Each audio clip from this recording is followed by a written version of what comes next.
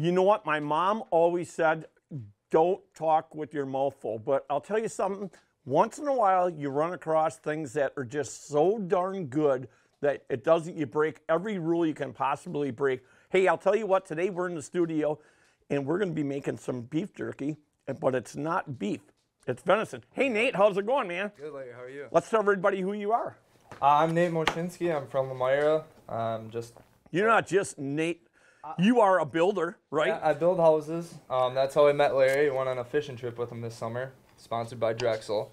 Brought some of my jerky along that I make out of venison, and Larry loved it, so.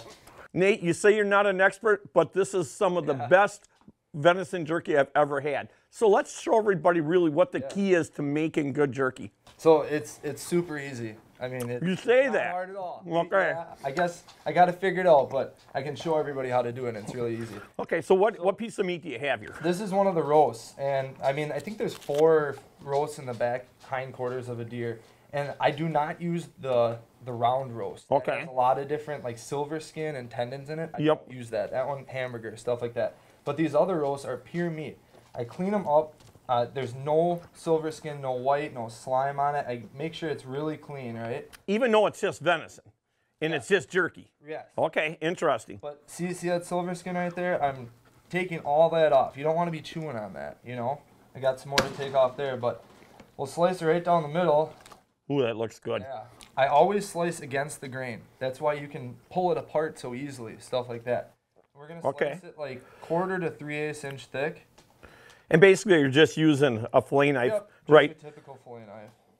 Something like that. I mean, it looks pretty thick. Yeah, it does. But it cooks down. Okay. So we're going to get all that sliced up, throw it in the dehydrator, 6 hours, 160 degrees, come back, and then... Ready to rock and roll. Perfect. Hey, the great part about this is that obviously we have Chard and Nesco for a sponsor, so we have several different types of dehydrators, and we have, you know, anything from small dehydrators that you can use in your house, or, you know, if you want to start doing big batches of whatever you want to dehydrate, you can use some of the bigger units they have here. But the cool part is that you can just set them for whatever time that you want and leave it and go. That's key.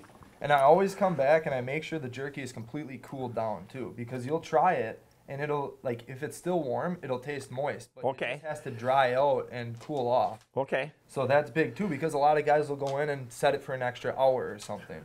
You don't want to do that, then you're going to overcook it. Okay, and I seem to have that problem. I like to overcook things. So yeah, we're going to get this all cut up. We're going to throw the seasoning in.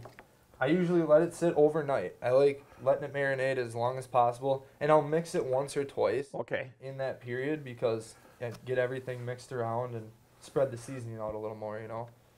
Another key to this jerky is whatever it says on the package, I like to go under.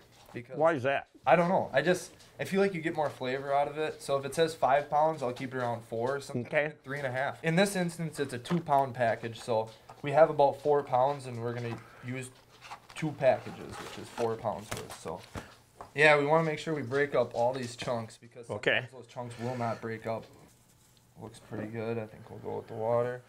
Needed 2 of them or 1? Nope, just 1. Give that a good mix. The more you mix it, the more the flavor gets tossed around in there. Yep.